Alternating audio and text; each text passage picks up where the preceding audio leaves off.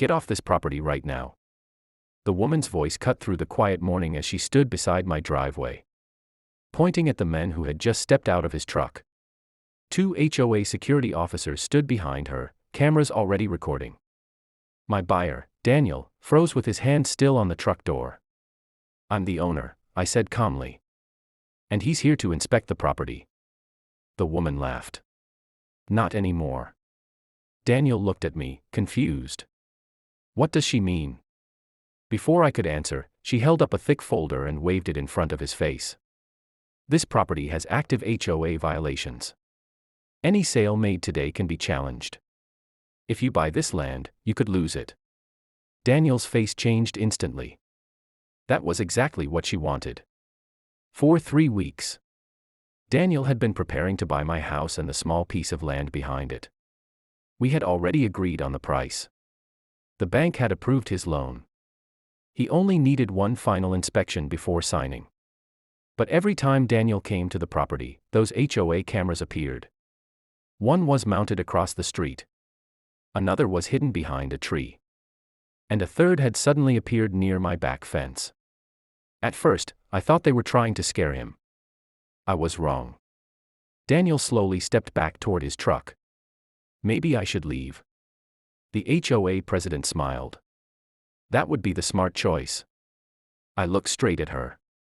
You know this property isn't part of your HOA. Her smile disappeared for half a second. Then she raised the folder again. Your paperwork says otherwise. That sentence bothered me more than anything else. Because I had owned this land for 7 years. I knew exactly what my deed said. Daniel got into his truck and drove away without signing the final papers. I stood there watching the dust settle behind him while the HOA president walked back toward her car like she had just won. Then my phone buzzed. It was Daniel.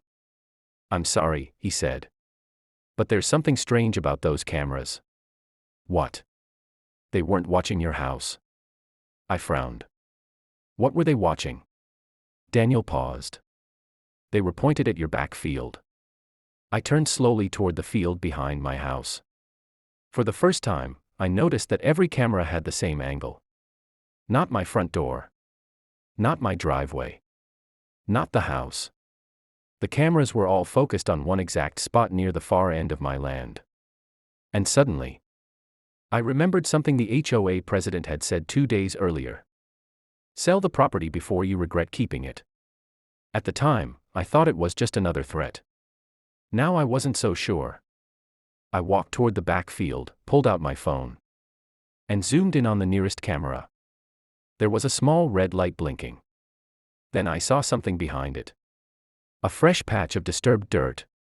Someone had been digging on my land. And they had done it while I was away. That was the moment I stopped worrying about losing my buyer.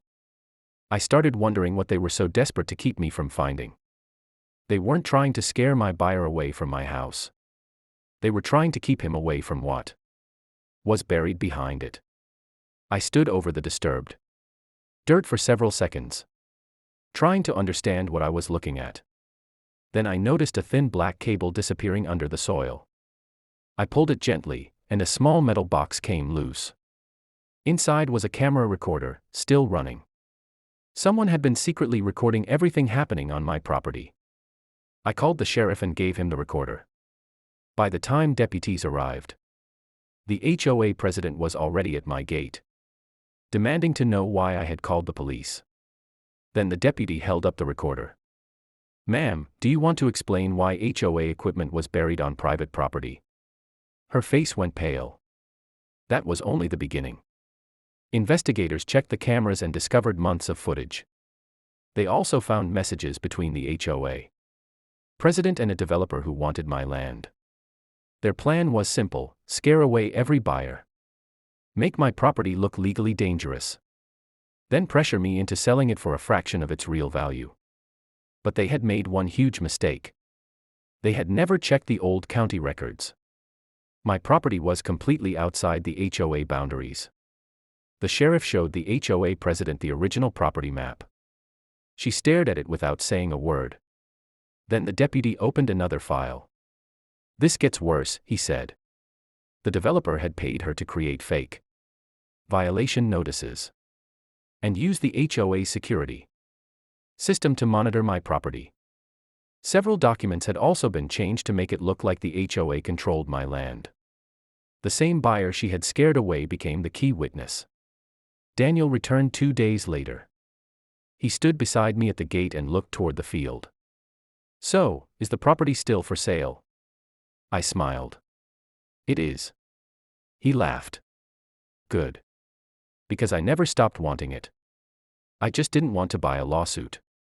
This time, nobody tried to stop him. The sale went through legally. And the HOA president was later removed from her position while the investigation continued. The developer lost the deal. And the fake documents became evidence against everyone involved.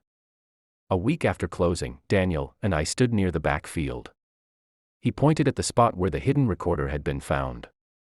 "You ever figure out why they wanted this land so badly?" I looked across the property. Yeah. A county survey had revealed that the land gave direct access to a valuable water line and a future road project. They hadn't been watching my house. They had been watching an opportunity. And they thought I was too ordinary to notice.